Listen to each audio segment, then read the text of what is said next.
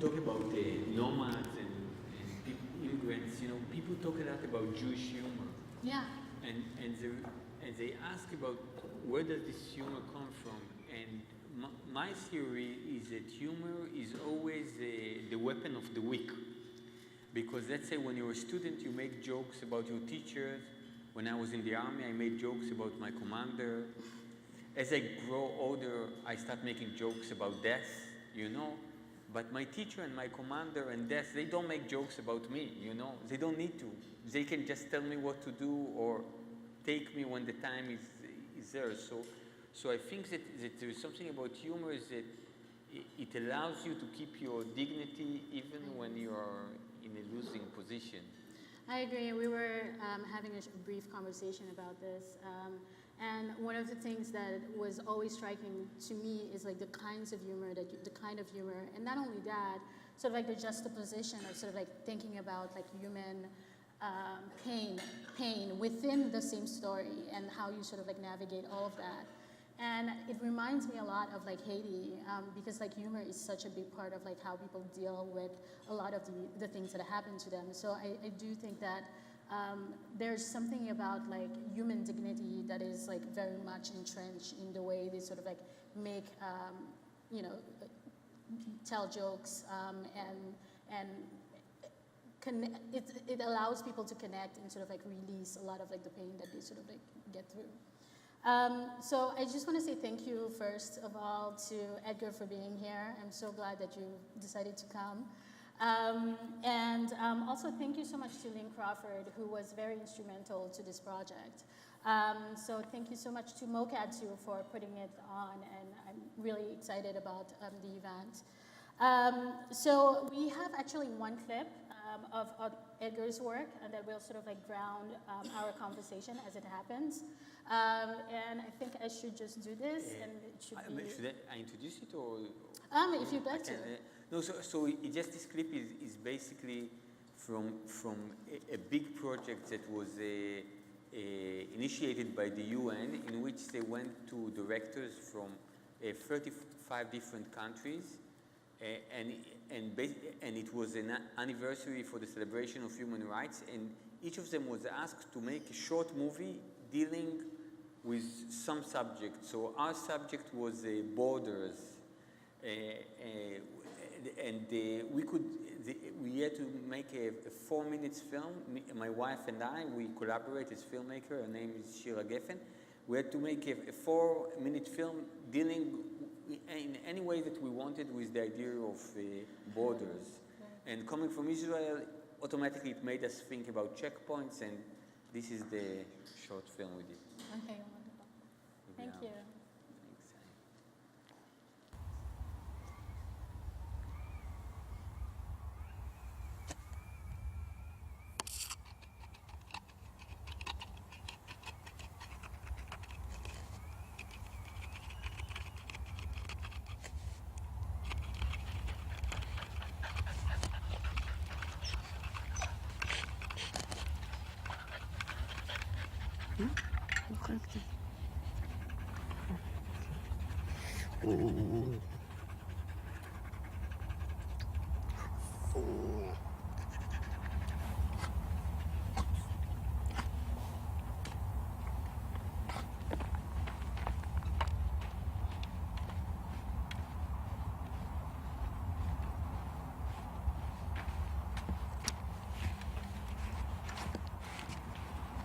תעודות.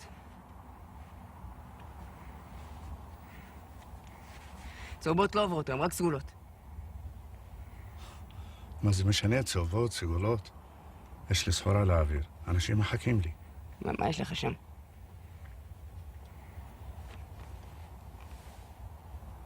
בננות. אני מצטער, אתה לא עובר. צהובות לא עוברות. ואני? איזה תעודה יש לך? סגולה, בעוקף, בכיס הימני.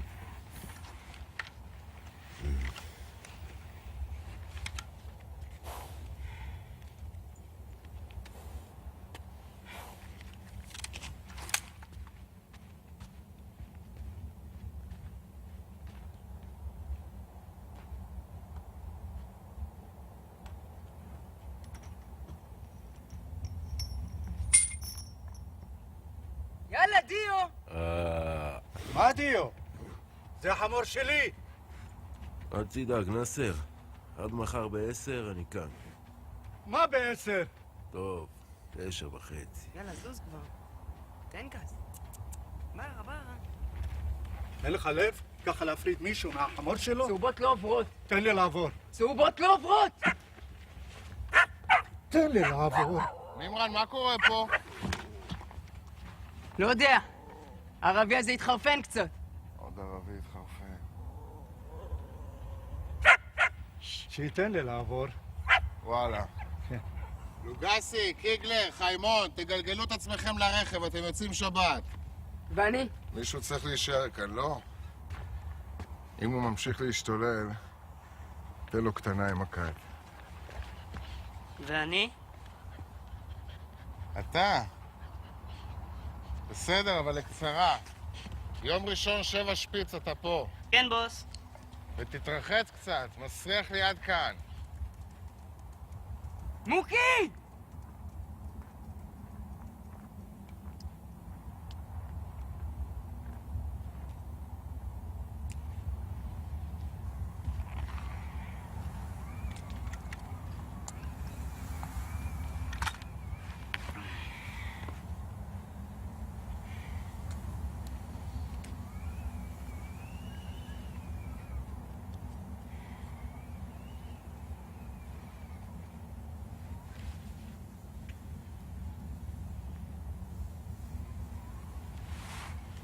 יש לך אש? אני לא מעשן.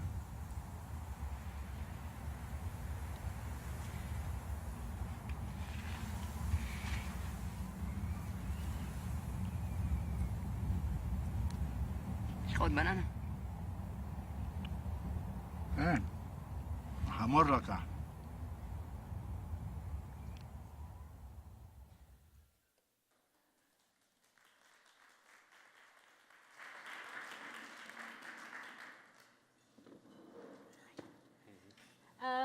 So I think reading your stories, one of the things that I often find is that how empathy plays a big part of it in them. You always sort of like are interested in points of view that may or may not be your own, and really creating a space for the reader to really think about the other person's points of view. What about the way you grew up helped you sort of like develop empathy and be interested in people? Can I give a long answer? Yes. Well, I think that both my parents are Holocaust survivors. My father survived the war, hiding with his parents in a hole in the ground for more than 600 days. And my mother had lost her entire family in a very young age. She was the only survivor. And one of the best memories she had from her parents were the bedtime stories they told her when she was young. And when they were in the ghettos, there were very few things that they could give her physically, but whenever they would go and work and toil and try to survive, they would make up stories that they could tell their daughter at night. And she said that there was something about those stories that made her feel very special, because the stories were a way for them to transform their love to her. And she said that she never fell asleep when they told her a story, because she knew that the story will be told only once, and if she falls asleep, the story will disappear. So she would fight sleep just to hear the story to the end. And she decided that when one day, if she'll have a family, she'll also tell us stories the same way her parents did. And of course, she knew that she could buy children's books and read to us. But for her, it was like the lazy person solution. It's like ordering a pizza. If you're a good parent, you should make each night a new story for your child. And and basically the first stories that I've heard in my life were those bedtime stories. So all my life, all my childhood, I would hear her stories, and she was a brilliant storyteller, and she could make them really easily. But sometimes she had to work very late hours, and my father had to tell me stories instead. And he didn't know how to invent stories at all. So my father's way of dealing with it was taking kind of a documentary angle on it, and he would just tell me things that happened and he happened to see. And most of his stories were about people who were not nice, who were doing things that were not nice. But the entire purpose of the story was to humanize them, not to justify them, not to accept them, but to say, you know, they're also human beings, it comes from their pain. And there was something about those stories that even though they didn't have the imagination that my mother had, there was something about it that it kind of got encrypted in my mind that this is what stories are for. Like in life, we meet somebody, we're scared of him, or we're greedy, or we want to impress somebody, but when we tell a story, when we distance ourselves, we're excused of all this stress, and our goal is to seek his or her humanity. And my father's stories, they had one thing in common. They always took place in a whorehouse, and the protagonists were always prostitutes, mafia people, drunk people. And of course, at the age of 5, I asked my father, Dad, what's a prostitute? And my father said, oh, it's somebody who gets paid to listen to other people's problems. And I asked him, and what's a mafia guy? Oh, there are people who collect rent even from buildings that they don't own. And everything kind of made sense. And you know, at a very young age, like I had my first career dilemma, like when I grew up, would I want to be a drunk prostitute or a drunk mafia guy? Because the stories of my father, they seemed like beautiful people, you know. And when I grew up a little, I was about 10, I realized that the stories that my father told me when I was younger, something there was wrong. I saw some kind of a mafia movie, I knew what a prostitute was, and I confronted with my father. And I said to him, you know, I know what you told me wasn't true, and the stories that you told me are not stories that you should have told at 5 years old, and I want you to explain to me why. And my father said to me, look, I'm not like your mother, I don't know how to make up stories, and to be honest, like when I saw you in bed, my instinct was to tell stories about my childhood and youth, but what stories would I tell about how the Nazis caught my kid sister and tortured her to death, but she would still not tell them where I was hiding? You wouldn't fall asleep after a story like that. So he said, so I fast-forwarded my life until after the war, and he said, maybe I'll tell you a story about how much I wanted to come to Israel, but that's a sad story too, because when I got there, the British deported me and sent me back to Europe. And he said, when I got back to Europe, I wanted to help Israel get liberated. So I joined the Irgun, who fought the British, and my job was to buy firearms in Europe so they can be smuggled to Israel. And they sent me to southern Italy, and there I started buying firearms from the mafia. And because I had no money to pay rent, the mafia guys felt sorry for me. They said, you know what, we own a whorehouse, and if you want, you can stay there for free. And he said, and I stayed there for 8 months, and these were the 8 months in which I got reintroduced to the human race.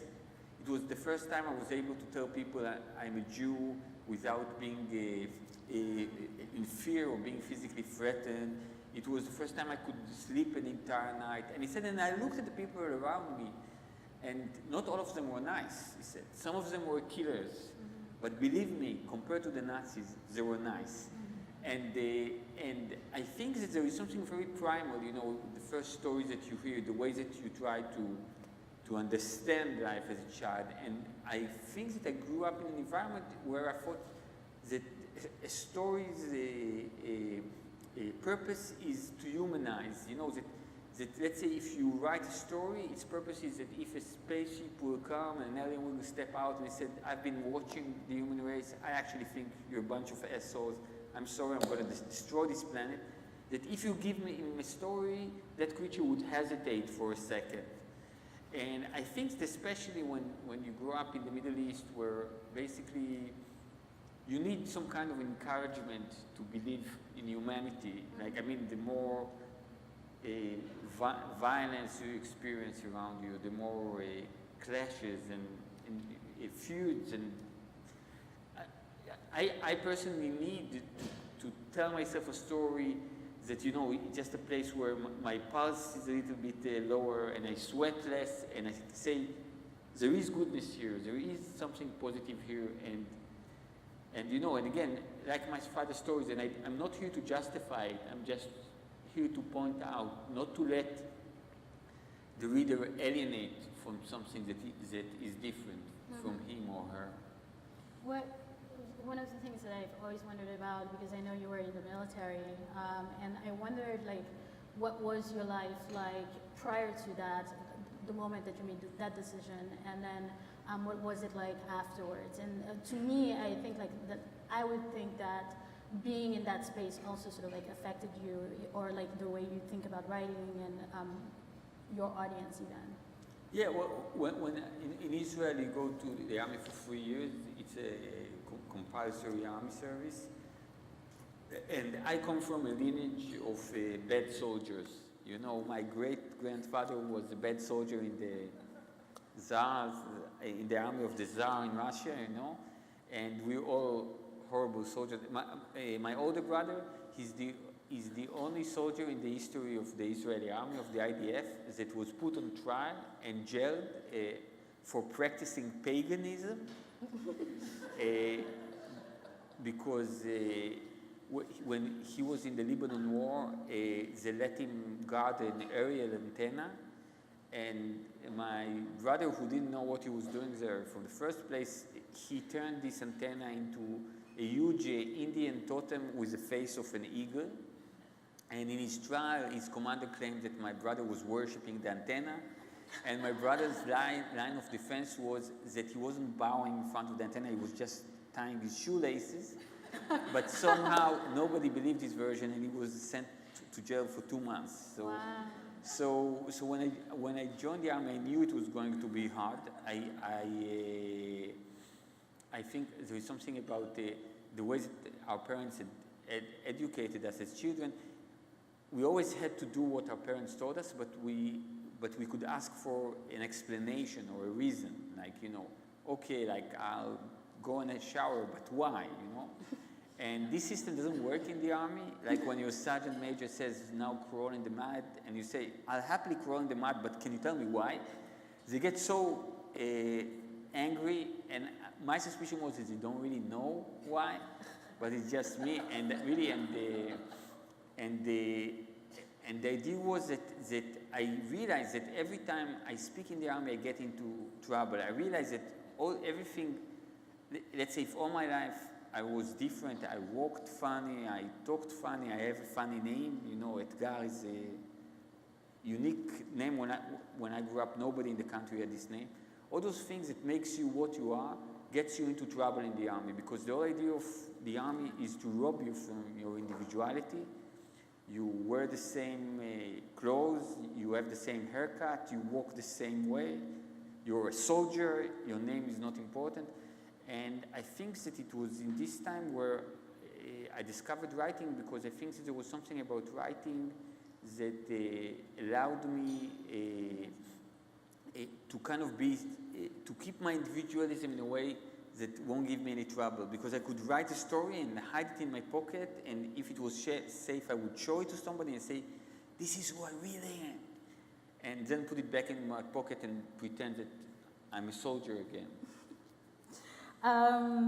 So you've actually written a book in which there is a story, Gaza Blues, where there is a Palestinian writer who is also, has a story in that book as well. And I wondered, why was it important to sort of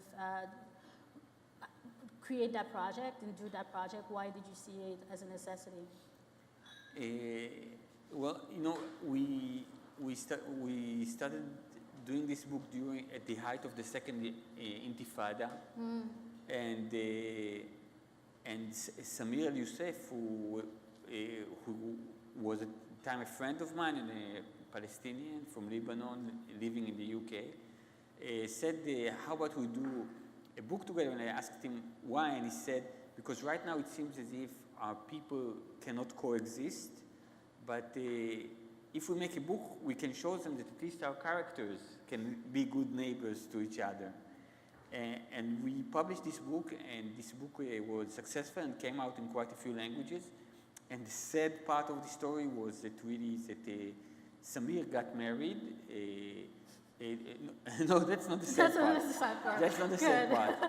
But he's in love and he has a very happy life. But he got married to a Lebanese. His wife is Lebanese, and it seems that with the escalation of tension, between Israel and Lebanon, and with Israel and with the Second Lebanon War, and with him being married, his political ideas kind of changed, and he actually doesn't want us to publish the book anymore, and we are not in touch anymore. He actually doesn't return my emails. We didn't have any fight or anything, but I realized that now with his new family and and the scars that are carried, he just doesn't want. So really, do there are that. like certain boundaries that art just basically fails to overcome. Yeah, and it's really, and again, there's something about it that, of course, I don't judge his choices. I can totally understand it, but it was very kind of frustrating that we went on this project to showing that that we can live together and we can be friends, and now we're not friends anymore, which is a sad thing. You've just talked about sort of like the idea that like a story can't justify much, and in fact you said that it can't do very much at all, except to humanize. And I'm wondering, why is that something that's important to you as a writer? Why is it that you see it as your role in society, the kind of writer that you want to be in the world? Well, there's something about writing that is very, very personal. When I write, I don't think about my role in the world. I think about the function that it has on me, and I can say that I'm a much nicer, courageous, more moral guy on the page than I am in real life. The stories show much more humanity than I show in life, and again, I think the reason for that is basically anxiety. In real life, when somebody approaches me in the street, I say, "Oh my God, I hope he won't mug me." And then by the time he asks me for something, I just want him to go away. And when I write, I'm kind of relieved from ego, relieved from anything, and I can discover this humanity or goodness in myself, So it's not. It's not like I don't go to therapy, and it's not exactly like therapy. But I'm saying it's kind of an exercise. I can tell you that I find myself that sometimes when people piss me off, and I find myself kind of becoming obsessive about those people, I kind of saying, you heard this guy, what he said? He said, and I keep doing it. Then many times I just sit down and write a story about that person. And there is something about a story, when you write a story, you cannot alienate. You can dislike, you can be angry, but you can't say, who is this guy, And I think that when you cross this boundary, like this boundary of familiarity, then your attitude is totally different. It's like in Israel, I don't know. I think in the U.S. you are more civilized. When somebody cuts your car, you just shoot them. But in Israel, we have this kind of thing that we curse people for the driving. We curse, yeah. Yeah. So that's the soft-core version. But so in Israel, it's very, very common when people you stand at a stoplight and say, "Hey, asshole, where did you learn how to drive? You fuck, And it happens so many times when people stop and say, "Hey, asshole, where did you learn how to drive? Hey, Sammy, how are you doing? How is the daughter?" And this idea is that we can kind of spill all this anger because this guy is the driver who cut us, or this guy is the driver who took our parking. He has no life, he has no family, he has no good things. His function is, he's a disturbance. But the moment we know the guy, it's Sammy, like, you know, he doesn't know how to drive, but he's a good guy, you know? So I really think that for me, writing many times forces me to make this leap, to say this guy, which I don't know and I don't want to know, here I know him. And, you know, and again, you know, when I write those stories, most of the stories that I write don't work out, but when I write those stories and they work out, it's not as if the person that I didn't like at the beginning comes out as a smart or a messiah, but he comes out in pain. He's suffering too, you know, and when I write, I cannot deny that.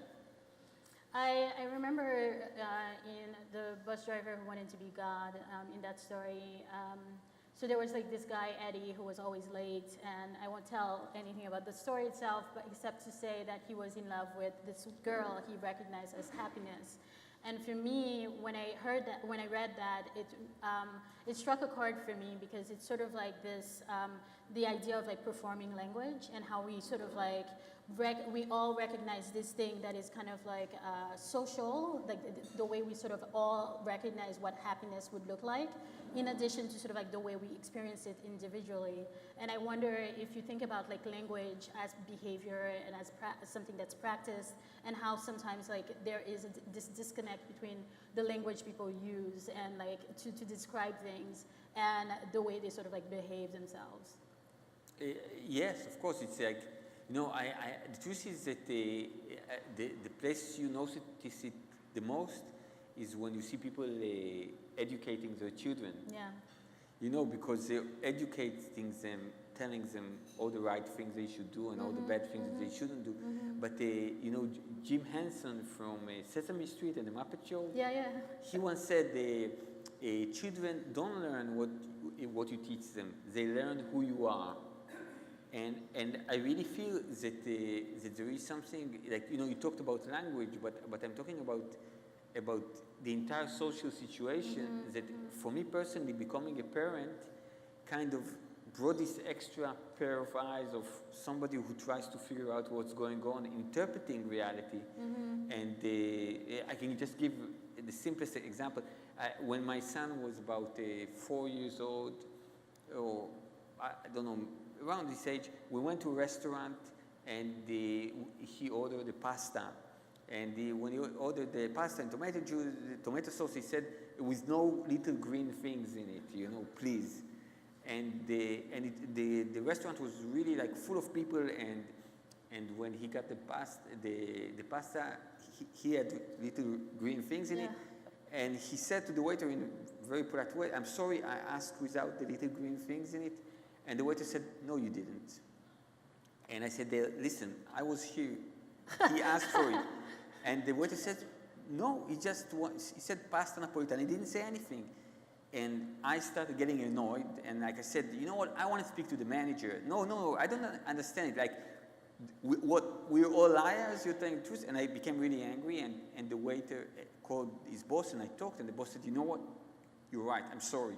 And they got him the right pasta, and he ate the pasta, and it was a happy dinner. And just when we were about to leave, the owner came with a dessert, and he said, "I'm sorry for what happened, and here's the dessert, a gift from the restaurant." And we usually don't eat desserts, so it was double exciting. And my son ate the dessert, and we walked home, and we were all very quiet. And then my son said to me, "Dad, can I ask you for a favor?" And I said, "Sure." And he said, "Whenever we go to the restaurant, please shout at the waiter, because when you shout at the waiter, they give us a dessert." Oh my God. And I must say, this is the last time I raised my voice when I was next to my son, because the idea is that subjectively, when I was in a situation, I felt I was a Jeanne d'Arc, you know, I felt I was a revolutionary. I felt I was fighting for justice against heartless waiters. But what my son saw was that I was in a power position and I exploited it. And I was very loud, so the owner saw that other tables are looking at us. And out of all this, you know, you can get a cheesecake. You know, so I think that there is something about this kind of ideas that and it's also something about writing, that it allows you to leave your subjectivity. Because if I'm in a place and I can suddenly write a story of what my son saw, or if I can write a story of what the waiter had felt, or if I can write a story of the owner of the restaurant, then suddenly this kind of feeling of righteousness evaporates, you know. And I must say that I really need it, because I can get really unbearable at times. I mean, I guess, is what you're saying, though, so basically, is a story any good if it doesn't allow the reader to actually empathize with its characters? If it doesn't do that, does that mean the story is bad? I think, you know, I think that every person kind of writes and reads for different reasons, you know. And I think that there are actually many works of art that are built on actually some sort of alienation and pessimism that I can appreciate artistically. But I say, you know, where I live, if I want to feel that humanity sucks, I just open a window and look outside, you know. I don't need to read a book or see a movie for that. I need them to give me something else. And again, you know, I can give an example, you know, the brilliant filmmaker Lars von Trier. He did Breaking the Waves, and he's world famous. You know, I saw a couple of his films, and I say, this guy is brilliant. I don't want to see any of his films anymore. I feel that they discourage me. He's very, very good. But what I want in art, I can't find in it. And I'm sure that many people can feel the same about I don't know, finding the empathy in art, because they say, you know, we're not particularly interested in empathy, or we're empathic all the time. We want to have a rest, you know. And I think that's the beauty of art, that both as artists and as people who experience art, we celebrate our individuality, you know. We get to choose our friends, and we get to choose the works of art that are relevant for us. I want to sort of like think about like the idea of humanizing a character, and to me, it's a little bit of like basically trivializing binaries, sort of the black and white, or like true or false, and those kinds of things. And you know, here in the U.S., and I think like even globally, there's like this huge shift moving away from sort of like the idea of the truth, and like this idea of like, I believe in this, which to me is kind of like another type of storytelling, which is like a personal storytelling of like how we sort of like connect all the facts in our lives that comes through our lives. And I wonder if you have a sense of why there has been such a shift, because it's not just like the U.S., for instance. It's like, it's something that's like very global right now. For sure, I think that the kind of word is kind of turning its back on to facts, and is going all the way for subjective narratives. And I can say that you know, that let's say it's very easy to see, let's say when you hear Donald Trump speak sometimes, you know, but I'm saying I can feel a trace of that even in the brilliant and very important campaign of Me Too. You know, I think also there is this kind of feeling that if in the past we talked more about distinctions, you know, so you would say, you know, this guy is a killer, and this guy is an asshole, and this is not the same, you know. So Trump could say, when I'll be in power, Hillary Clinton will be in jail, which would mean I would want to see her in jail, so I can say that she'll be in jail. And even in this idea of Me Too, I feel that, you know, that some people are rapists and some people are assholes and don't talk nice. And it seems as if just the idea is this binary feeling. Do I like you? Do I dislike you? If I dislike you, I hate you like hell. If I like you, you're in my camp. But if you like somebody who dislikes, then I'll hate you as well. And there is something about this kind of this narrative that basically kind of makes the word disappear, and there is only a me, you know. And when there's only a me, if everything is in my mind, then basically, the hierarchy is first I feel, then I build an argument to support how I feel, and then I try to execute it in life. You know, the word outside, the physical word comes last. You know, it's all in the gut, it's all in the kishkes, and from there I'll create my new word. And I think that the dangerous thing about it is that it makes negotiations and compromises impossible. You know, the moment that I give you an example from Israeli politics. You know, in Israel we have a lot of asylum seekers who come, and the right wing in the country really wants to send them away, and the left wing liberals that fight, you know, against it, and there is a big argument about it. Now, a guy named Danny Danon, who's now Israel, how do you say, ambassador to the UN, he was speaking in a conference, and he said that those asylum seekers and foreign, like, they don't call them asylum seekers, they say illegal, I don't know. Illegal immigrants. He said they're a cancer in the body of Israel. So the immediate response that he got was, from many people, they said, was what the Nazis said about Jews in Europe. So his reaction was to apologize to Holocaust survivors that his metaphor brought this image from the past. And I think that this is like classic 21st century. This idea is that, you know, when I say to you, you use a Nazi term, then you don't say, oh, I'm sorry for the victims that are suffering from it. Oh, my narrative is Jews suffered in the Holocaust, so I'm sorry, Holocaust survivors, that I use this term. And the fact that those things can, you know, we all, I think, something as ridiculous can echo in our mind. But the moment that we utter it, we used to live in a society that would punish us for us. It would hit us on the arm, say, stop saying that, stop doing that. And now it seems that we live in a society where, you know, where a word leader can be caught lying, you know, and they don't even... Bat an eye. They don't even need to apologize. They just ignore it, or they say, well, you know.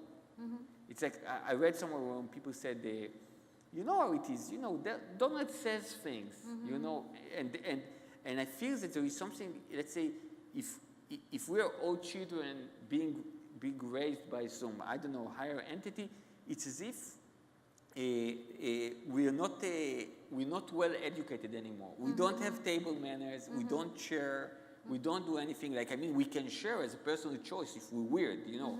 But if we would beat up each other, it's also perfectly okay. I mean, I guess, actually, a good follow-up to that is sort of like, there's a story that you told where you were at a restaurant and you were trying to get this restaurant, this waiter to sort of like bring something that you actually wanted, and because it wasn't on the menu. So I'll let you actually tell that story. Yeah. So the story, I think it was one of the first times that I came to New York.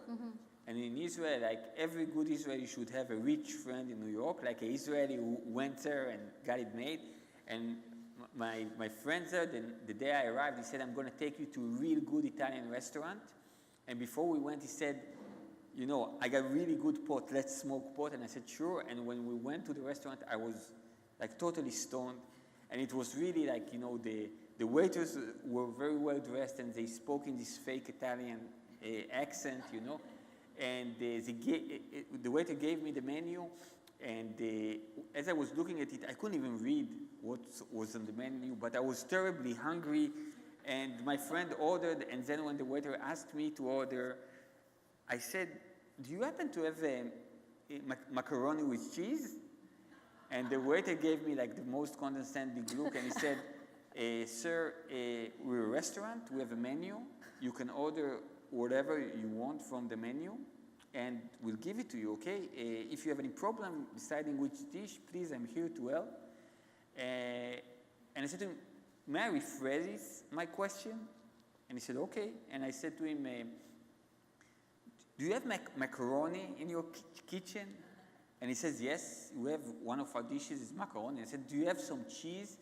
And he said, yes, of course. And I said to him, could you ask the cook, you know, the chef, to make some macaroni and then put cheese on it, but a lot of cheese? And he looked at me, losing his patience, and he said, sir, I think your English isn't very good, so I say it again slowly. We have menu. You can order from the menu. If you want something out of the menu, you can't have it. And I said to him, may I rephrase it yet again? And what can he do? You know, I think I come in this talk, somebody who likes to harass waiters. I'm sorry, I have other sides to my personality. And he said, sure, yes. And I said to him, how many times in your life did you see a person and you knew that you could make him really, really happy, but you decided not to because of some bureaucratic feature? And he looked at me, waited for a second, closed his eyes, and he said, sir, one macaroni and cheese coming up. And I got that macaroni and cheese, and you know, being with that stone, it was the tastiest thing I ever ate. But it was more than that. Like I was able, you know, if we talk about fiction, I was able not to look at me and not to see how I try not to order off the menu, but to look at me and see a guy who really, really wants to eat macaroni and cheese, you know. And I think that that's our biggest challenge as human beings, to see other people, to see their yearning and wishes, and not only the stuff that they do that sometimes really can get on our nerves. Thanks for sharing that story. So, you know, I think like right now there's like this, it seems as though like there are two places that we can sort of like connect with other people, which is like either in humor or in fiction or something like that. And so And there's always sex. You know? that is true. I forgot about that. And so like for a place like Haiti, I think like I think about humor as a place that connects people a lot. But in the U.S., what I found wasn't just that it was humor, but it was also like entertainment. And I wonder like, why do you think that entertainment has become such a big place for people to connect to each other? Yeah, well, first of all, you know, I think that gradually we are in shift from art to entertainment. Yeah. And that has to do with what we talked about, you know, this kind of a subjective experience of life. Because I think that when you experience art, you say, there is a guy, and he tried to say something, and I'm trying to figure out what is this thing. And when it's entertainment, you say, I'm not enjoying it, let's go, you know? Yeah, or how about a foot massage instead, you know? And I think that there is this thing about entertainment kind of putting the audience in the center, and it's a sad thing because it makes a lot of the dialogues one-sided. It's basically saying, does this feel good? And this? Okay, so I'll stop it, you know? And it's not, I mean, look at me, see me, you know? It's just all about you. But you talked about things that put people together. Then I want to say something that I wrote a story about that, but about a little bit over a year ago, I wanted to speak in Tufts in Boston, and a car service took me there. And before that, I talked in Wesleyan, in Connecticut, so it's like 3 hours drive. And when I'm in America, I stop being Israeli and I try to be American, which really means that I'm very, very polite to most people, but I don't look at them or think about them for more than a minute. You know, so I'm kind of, so when the car service guy carried my suitcase, I said, thank you. And when he opened the door, I said, thank you. And the moment the door closed, I didn't know what his name was. Like in Israel, it's enough if you're on taxi and you sit in the back, they say to you, why don't you sit in the front? What, like, you know, they have this sentence, they say, am I Miss Daisy's driver? Come and sit in the front. But I know that in America, if you sit in the front, it can be intimidating for the car service guy. So I sat in the back. We drove for something like, you know, 2.5 hours. I was texting and emailing and not thinking for a second who I am with in the car. And then the driver hit another car going about 80 or 90 miles per hour, big accident, all the windows broke, the airbags inflated and exploded, the driver got burned from the gas from it, the car got torn to two pieces. I felt pain, I didn't know what was going on.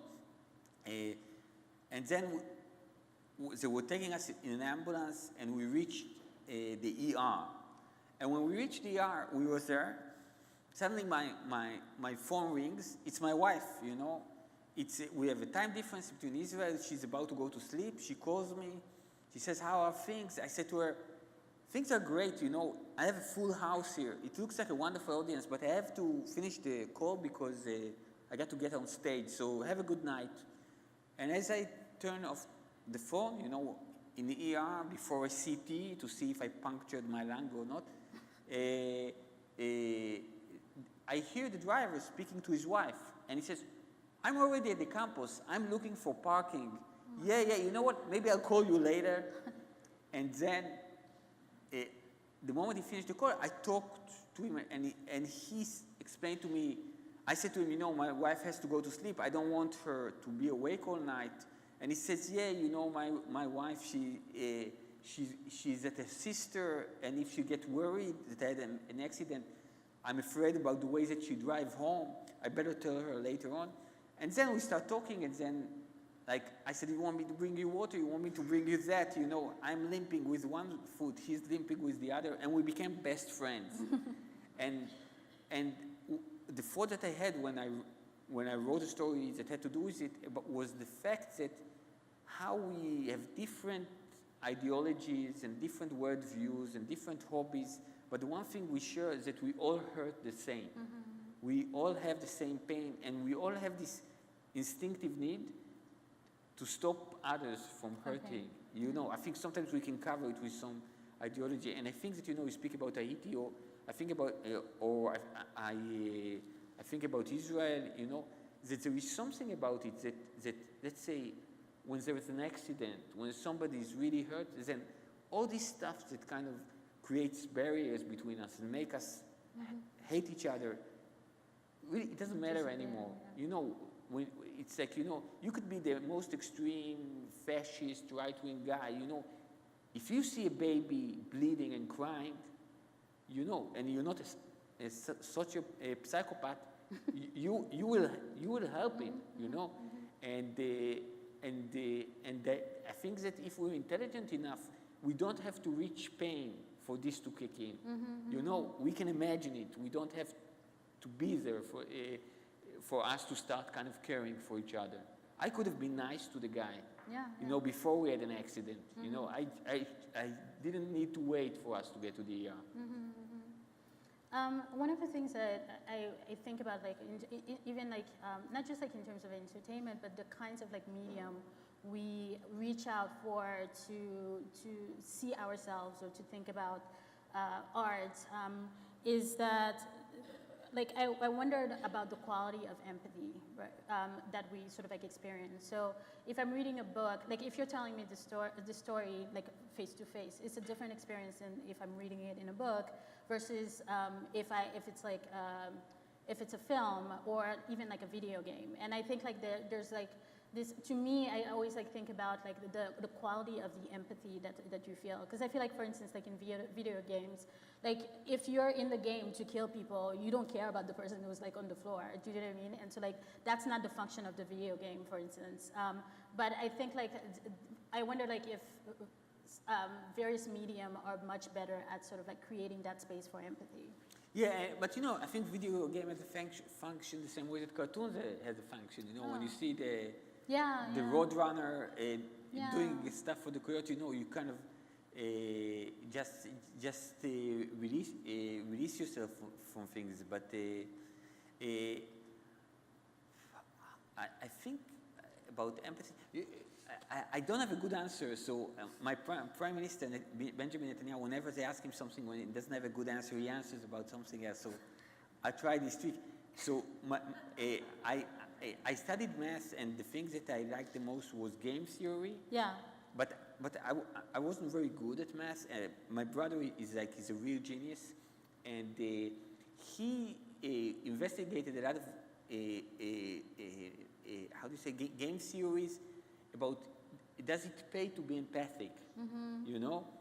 And most of those models show that it really pays to be empathic, you know, that empathy was created for evolutionary reasons, as long as you're in a society in which you don't have a majority of assholes. I mean, if you're the only empathic guy, you're in problem. But if, let's say, 60 or 70% are empathic, then the empathic people will do better than the ones that are not empathic. And that led me to the theory that we're living in the age of media and Facebook, and the fact is, and all the violence and all the wrongdoing of the world reach us, you know? If somebody shoots somebody on the other side of the world, it will be on a screen in seconds. You open your TV, you refresh the screen, you see one atrocity after the other, then it kind of makes us feel that we're in a world run by the assholes, and automatically it doesn't pay to be empathic. But I'm saying that this is kind of this is not the right view, because the right view is that there is a lot of quiet goodness, you know, in the world and in the web and everywhere. But in the end, you know, what we're going to read is those things that are not good, you know. I like that terminology of like quiet goodness, and I think like a lot of it has to do with like how goodness is usually. So like when I think about the people who are super courageous, those are people who really rarely sort of like laud, you know, talk about like the things that they've been courageous about. And so like it's always like interesting to sort of think about that. What I've been so like in terms of like the idea of entertainment too, like the thing that's been worrisome about me is that at some point, even with art, does like the place for empathy sort of like just become information? Do you know what I mean? Because there's such a proliferation of like of places where you can sort of like relieve yourself. You know, whether it's in fiction or like in a film or like et cetera, that at some point does it just become another type of information as opposed to like something that is really changes you? Do you see what I mean? To see the world differently. But and I think that this thing very much like love. It's the things that what makes it so special is that the abilities that the fact that we cannot control or tame it. It just happens, you know. It's just like there is a story that I always tell my students, because you know one of the things that interests the students of writing the most is where does a story come from? Yeah. And I always feel that that a story comes from those places that you cannot articulate when you reach this point where something kind of moves you and you cannot build a case for it. And I always tell them these stories that once I was at the bus stop next to where I live in Tel Aviv, and there was a guy there, and he had a disposable coffee cup and a newspaper under his arm. And he wanted to take a sip from the coffee, and the newspaper fell. So he just bent down and put the newspaper again. Then he wanted to take a sip again, and the newspaper fell. And the third time he did it, I started crying. And I went back home because he said I had an important meeting. I said I'm going to wash my face and take a taxi, so I'll be in time. And my wife opened the door, and she saw me in tears, and she said, "What happened?" And I said to her, "I saw the saddest thing in the world." And I said, tell me, what happened?" And I told her. And she said, "That's not sad, that's just stupid." Yeah. Like this guy, he could put the newspapers somewhere and finish his coffee. Like sad is our children dying in Syria. This isn't sad, you know. And I tell my student, I said, so at that moment, I sat next to the computer and started writing a story because I couldn't build a case for it. And I said to them all the time that I come back in tears, and I said, I saw a sad story. I said things happening, and my wife said, "Whoa, this is really sad. I know that there is no story in it." You know, I think that if we talk about the subjective and the objective, I think that there is something in art. It's this ability to take those things that we cannot defend or we cannot define, and put them in some kind of a form that would be suddenly makes them public. Interesting. So, like, I know you think about assholes a lot. You confront them all the time. But I'm wondering if there are other traits that, like, every time you see them, you can't help but like be baffled or be intrigued and like want to write about them. Yeah, well, I must say that personally, the things that kind of enrages me the most is those situations in which people are not considerate, and they are not even aware of the fact that there is another human being. You know? It's like, you know, those people who will stand behind you in a queue and sneeze at on the back of your neck, and then you say to them, "Bless you," like with the subtext, "Hope you die now," you know, and they say, and they say, "Thank you," you know. So it's like my image for it. It's like you know, those people, and I think that I don't know. I think it's a unique Israeli thing. I don't think it exists anywhere in the world, but it's usually ladies, but it could be guys that go up the escalator, and the moment that they're off the escalator, they start looking for something in their bag or their pockets. But there are other people going up the escalator, and at some stage those people hit them and say, "Hey, why are you pushing me?" You know. So this is the thing that annoys me the most. And like all bad things that, you know, I think the things that annoys you the most are always in some way exist in you. In you, yeah. And I visited my brother. My brother lived for 10 years in Thailand with his wife on a tree house with high-speed internet. He's like a social activist, and he thought that this would be the best place to conduct his fight from. And I went to a pharmacy there. It's this huge pharmacy, and basically, like I was trying to figure out, because, you know, when you want to buy like a toothpaste or something, it's written in Thai, and I couldn't figure out. So I was kind of like looking at all the products, trying to figure out what's going on. And basically, by the time I finished, I saw there were about 12 Thai people waiting in line for me to move so they can get out of the store, you know. And I thought to myself, this is what I hate the most. But the thing is that I think in the Western world or in Israel, like, you know, people would say, "Excuse me," like a second after that. But the Thai people, they're so polite that they were just waiting there, you know. Oh my God. Amy, how are we doing on time? Okay, so we'll just sort of like do a quick fire. I'll rush through. So what's the hardest thing about being a writer? Well, I think that life is difficult, but actually for me, writing is a relief from life. Okay. Writing is the easy part. I think we'll sort of like close with a story from Edgar. You think so? Maybe it's late for a story. Oh, no. So we'll do the story, and then we'll see if there are questions from the audience. So I changed the story. I brought this book, but I have a shorter story. Okay, because of the time, I kind of pick a shorter story. Sorry, everyone. I wasn't paying attention. But to compensate for the story being short, I'll tell a long story about it. So basically, when I finished writing my first collection of short stories, the publishing house, they sent me the back cover text, and it's usually like a text this short, and it was written in it a new voice in Israeli literature. And I called them and I said, "Listen, I'm trying to do something very specific. I write very short texts. I use colloquial speech. I try to create accessible literature. I do all those things." And the guy from the other side of the line said, "Listen, you're new to it, so it's really simple. First 3 books, you're a new voice in Israeli literature. From the first one, you're a pillar of Israeli literature, okay? But there are no shortcuts. You have to publish all those books." And I was resisting, and he said at some stage, "You know what, write whatever you want. It just has to be this long." And I had a few weeks to think of a text, and it was Hanukkah, the Jewish holiday, and I built a menorah out of children's toys.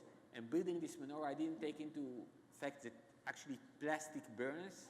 So the menorah burned, and I put out this fire, but I was asthmatic. I am asthmatic, so I inhaled a lot of the smoke, and I found myself in an ER And when I was in the ER, a doctor that seems like the Israeli equivalent of George Clooney, really handsome, blue eyes, very cool, came to me and he says to me, okay, so tell me what's what happened? And I said to him, I built a menorah made out of plastic.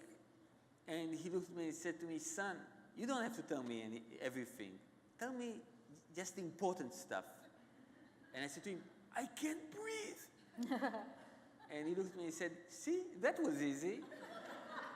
And he gave me this inhalation mask and checked my pulse. And in a few minutes, when he saw that I was okay, he kind of left my bed and went to condescend other patients, you know.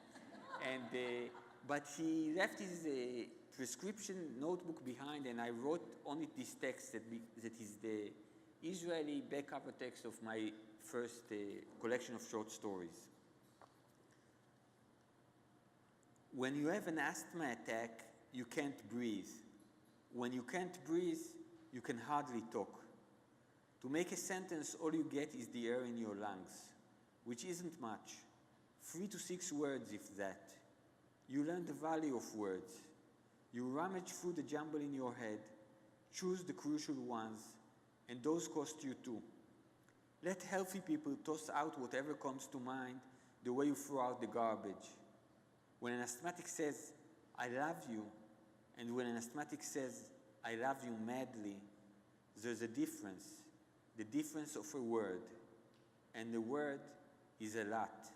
It could be stop or inhaler. It could even be ambulance. Thank you so much, Edgar. Thanks.